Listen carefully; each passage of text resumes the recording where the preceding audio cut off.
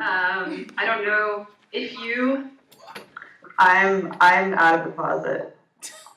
Okay. I'm ready. You're ready? Okay. All right, then. If you had to choose like a hip-hop or rap song that just revealed the essence of you, what would it be? I think that might give way too much information. More information than I'm willing to put on the internet and share with. Or like an anthem. I sometimes play like Boss Ass Bitch when I'm about to do a job interview. That's one of them. I have like a whole playlist, but that's one of them that I feel okay with revealing. That's a good one. Yeah.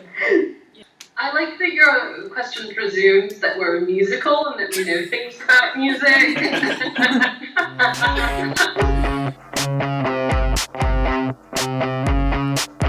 I want to fuck you to the death, I want to fight you to the death, I want to fuck you to the death, I want to fight you to the death, I want to synthesize all over your face. I think we have multiple audiences, and I think the tricky thing is figuring out how to best speak to each of these multiple audiences, because on one hand, our audience is academics, right? On the other hand, and we want to do something in that space that's maybe different from what we would do in a contemporary art space, which may be different from what we do to a space of like people that who aren't exposed to philosophy and who really don't go to universities.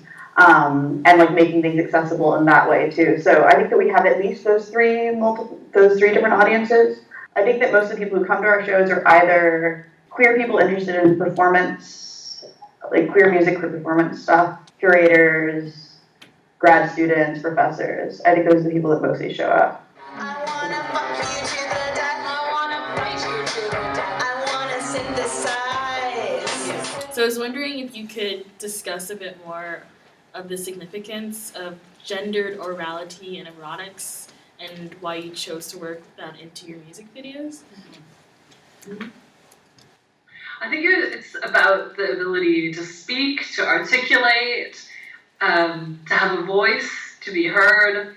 Some of those very basic, but it's also kind of a way to think about the portal, like the opening up of oneself, this place where one can ingest, one can mostly decide what one enters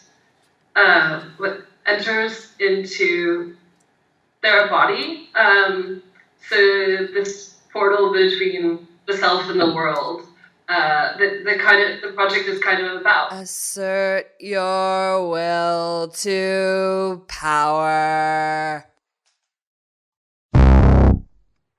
Open up those jumpers. Oh, Friedrich, let me in.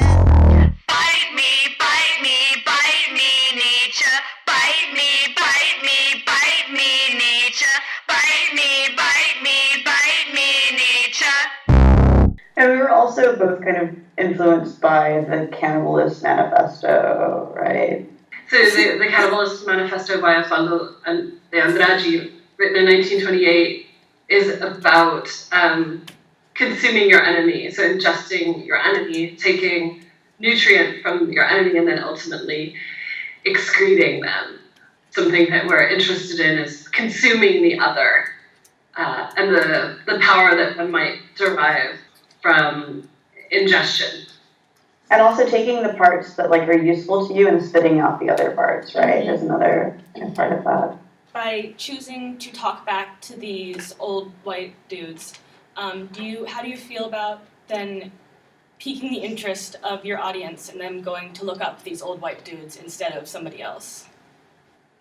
I don't think that the market of ideas is ever limited, so I don't feel uncomfortable with the idea that someone would learn more. And I think that the interest that would be piqued through our songs is a critical one.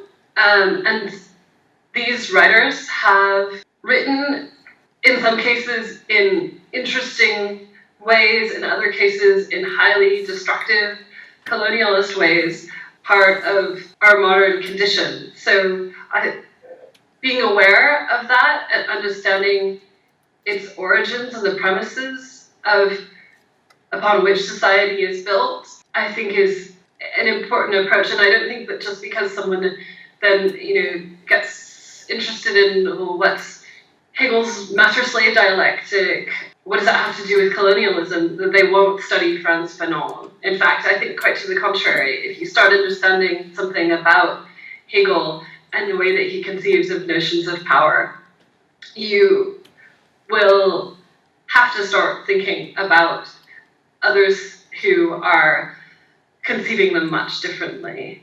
But we've been wanting to also kind of expand, and this has always kind of been the idea that we started off kind of with dead cis white dudes, and as a way to talk back to them and fuck with them and their theories. And then now we're interested also in kind of rethinking thinking about who gets to be a philosopher, what gets to be called philosophy, and thinking about other kinds of thinkers that are really important too. And some of them might not be academics either. And some of them might be like activists.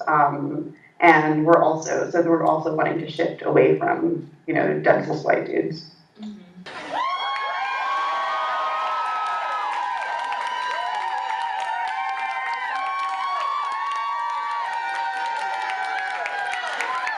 Thank you all so much. This has been so much fun.